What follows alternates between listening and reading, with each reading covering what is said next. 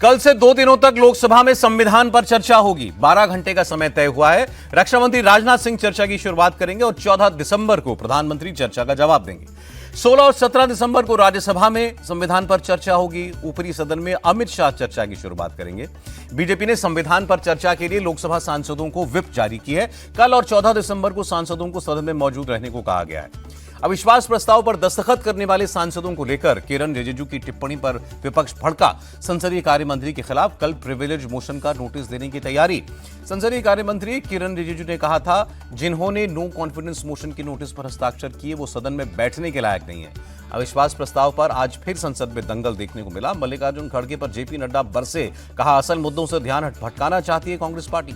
JP Nadda ने कहा, मल्लिकार्जुन खड़गे ने सभापति पर आपत्तिजनक टिप्पणी की। चेयरमैन को चेयर लीडर कहा। मल्लिकार्जुन खड़गे के सभापति जगदीप धनखड़ पर हमले जारी। उन्होंने कहा, सदन के अंदर और बाहर सरकार की चाटुकारिता करते हैं जगदीप धनखड़। टीएमसी सांसद सुदीप बंदोपाध्याय का बयान, बीजेपी और कांग्रेस नहीं चाहती कि संसद चले। केंद्र सरकार पश्चिम बंगाल को फंड नहीं दे रही है।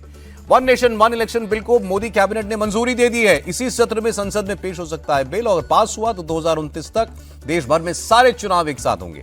जेडीयू ने one nation one election bill का समर्थन किया। संजय कुमार झा बोले, एक चुनाव खत्म नहीं होता कि दूसरा आ जाता है, इससे विकास के कामों की प्रक्रिया धीमी पड़ जाती है। कांग्रेस सांसद गौरव गोगोई बोले, चुनाव की पूरी प्रक्रिया को ही बदलने की जरूरत है। वन नेशन वन इलेक्शन कोई समाधान नहीं है। गौरव गोगोई का सरकार पर हमला। कहा, संसद के कानून बीजेपी पर लागू नहीं होते। सरकार के पास अडानी, बेरोजगारी, महंगाई जैसे मुद्दों का जवाब नहीं है। आरजेडी सांसद मनोज झा का सरकार पर तंज। देश को इस समय सबसे ज्यादा जरूरत है एक राष्ट्र एक रोजगार नीति की। वन नेशन वन इलेक्शन पर उद्धव गुट के अनिल देसाई का बड़ा बयान। बोले, ये हमारे देश और इसकी तरक्की के लिए सही, लेकिन क्या चुनाव आयोग और प्रशासन ऐसा करने में सक्षम है? झारखंड के मुख्यमंत्री हेमंत सोरेन बोले, one nation one election BJP का एजेंडा है। उनके पास बहुमत है, कोई भी फैसला ले सकते हैं।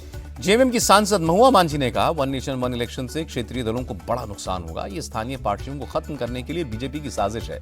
तृणमूल नेता कुणाल घोष ने सवाल उठाए। कहा, वन नेशन वन इलेक्शन हमारे देश में मुमकिन नहीं है। एक बार वोटिंग के बाद सरकार पूरे 5 साल चलेगी, इसकी गारंटी कौन देगा? टीएमसी सांसद शत्रुघ्न सिन्हा बोले, असल मुद्दों से भटकाने की एक और नाकाम कोशिश है। ये प्रैक्टिकल और नेचुरल नहीं है। वन नेशन वन इलेक्शन पर तमिलनाडु के मुख्यमंत्री एमके स्टालिन का ट्वीट। उन्होंने लिखा, क्षेत्रीय आवाजों को मिटा देगा ये अव्यवहारिक और लोकतंत्र विरोधी कदम। दिल्ली के चुनाव से पहले आतिशी सरकार का बड़ा दाव। महिलाओं को हर महीने मिलेंगे 1000 रुपए। अरविंद केजरीवाल बोले, चुनावों के बाद बढ़ाकर 2100 रुपए हर महीना देंगे। अरविंद केजरीवाल ने कहा, मैं जो ठान लेता हूं पूरा करके रहता हूं। बीजेपी कहती है केजरीवाल फ्री रेवड़ी बांटता है। मुझे मालूम है दिल्ली में पैसे कहां से आएंगे। महिला सम्मान योजना पर बोली सीएम आतिशी, केजरीवाल की गारंटी जरूर पूरी होगी। महिलाओं को मिलेगी 2100 रुपए की सम्मान राशि। आप नेता मनीष सिसोदिया ने कहा, कांग्रेस और बीजेपी सिर्फ बहाने बनाती हैं। आम आदमी पार्टी घोषणा नहीं, गारंटी पूरी करती है। दिल्ली में अगले साल की शुरुआत में होने वाले चुनाव को लेकर एक्शन मोड में आई कांग्रेस पार्टी। रणनीति तय करने के लिए पार्टी की केंद्रीय चुनाव समिति की बैठक हुई। दिल्ली कांग्रेस अध्यक्ष देवेंद्र यादव का बयान, आज की स्थिति में किसी तरह के गठबंधन की कोई गुंजाइश नजर नहीं आती। दिल्ली विधानसभा चुनाव को लेकर चुनाव आयोग ने भी बैठक की और चुनाव की तैयारियों की समीक्षा की।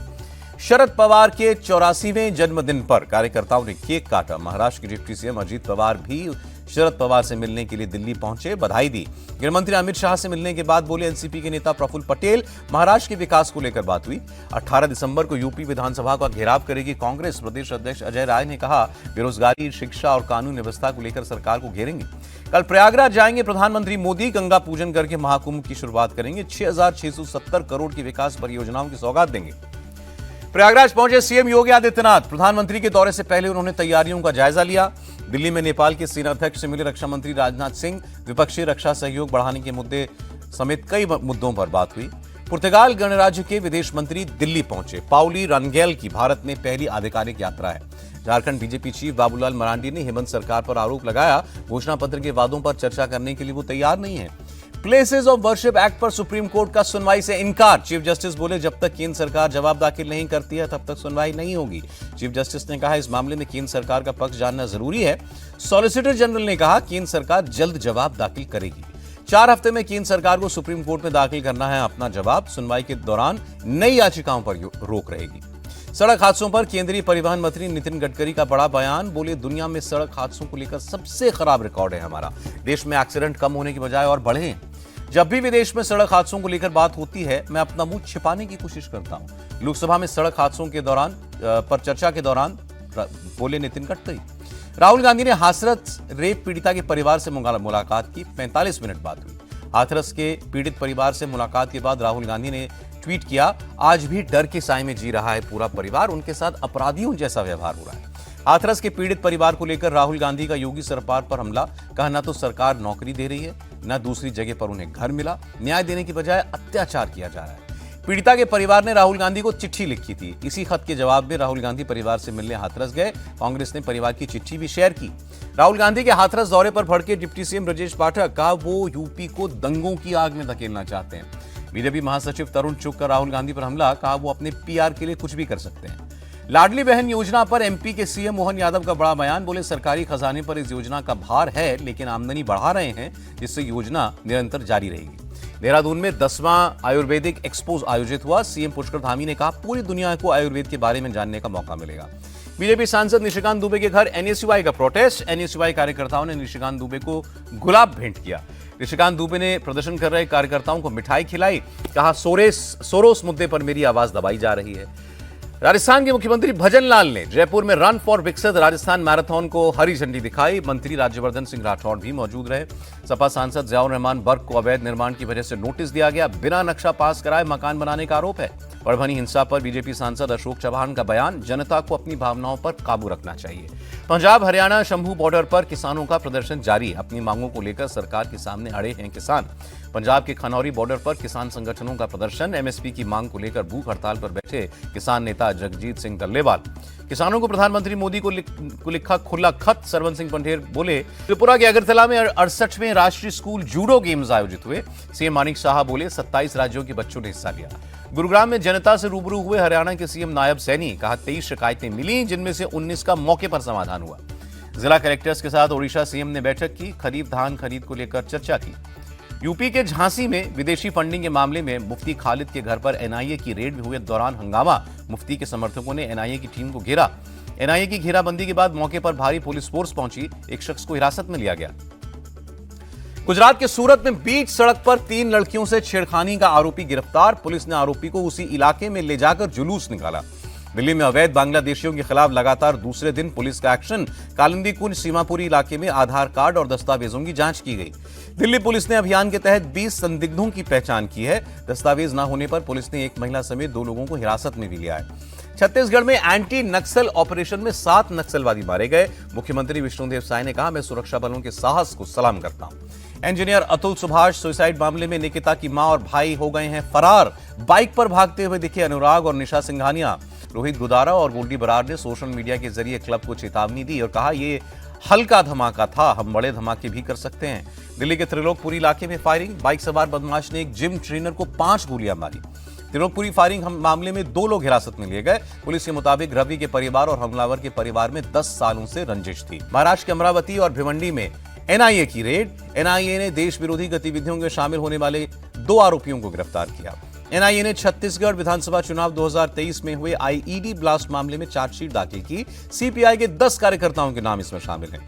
सीएम मोहन यादव ने उज्जैन में योग शिविर में हिस्सा लिया। बोले, योग हमारे जीवन की दिशा बदलता है, शरीर की साधना के लिए सबसे श्रेष्ठ है। राजस्थान के सीएम ने पेरिस पैरालंपिक पदक विजेताओं को सम्मानित किया। बीजेपी नेता राज्यवर्धन राठौड़ भी मौजूद रहे। बिहार की राजधानी पटना में खुलेगा देश का पहला बाल कैंसर हॉस्पिटल। मुख्यमंत्री नीतीश कुमार ने किया महावीर बाल कैंसर अस्पताल का शिलान्यास। महावीर मंदिर न्यास करा रहा है 110 बेड वाले कैंसर हॉस्पिटल का निर्माण। कैंसर पीड़ित 18 साल तक के सभी बच्चों और किशोरों का मुफ्त इलाज किया जाएगा। दिल्ली एनसीआर में प्रदूषण को लेकर सुप्रीम कोर्ट में सुनवाई। अगले आदेश तक ग्रैप 2 और 3 लागू रहेगा। कोर्ट कमिश्नर ने रिपोर्ट दाखिल की। कोर्ट कमिश्नर की रिपोर्ट के मुताबिक दिल्ली, यूपी और हरियाणा में ग्रैप 1 और 2 का उल्लंघन हो रहा है। पॉइंट आउट करने के बाद भी एक्शन नहीं लिया जा रहा है। दिल्ली के कई इलाकों में तापमान गिरा। बीकाजी कामा प्लेस इलाके में 4 डिग्री रहा तापमान।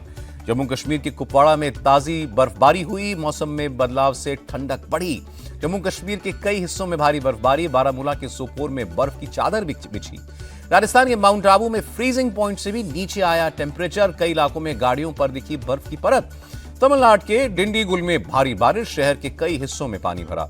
तमिलनाडु के तूतुकुड़ी में भारी बारिश। तापमान में आई गिरावट से बढ़ी ठंड। आम लोगों के लिए राहत की खबर। खुदरा महंगाई दर में गिरावट दर्ज। अक्टूबर के 6.21% के मुकाबले नवंबर में 5.48% पर रही खुदरा महंगाई दर।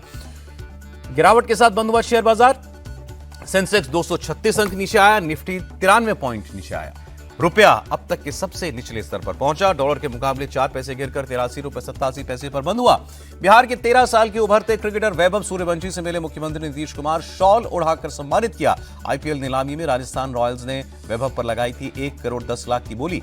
18 साल के डी गुकेश ने रचा इतिहास, शतरंज के नए वर्ल्ड चैंपियन बने। सबसे कम उम्र में जीता खिताब, चीन के चेस मास्टर डिंग लिरेन को 14वें गेम में हराया।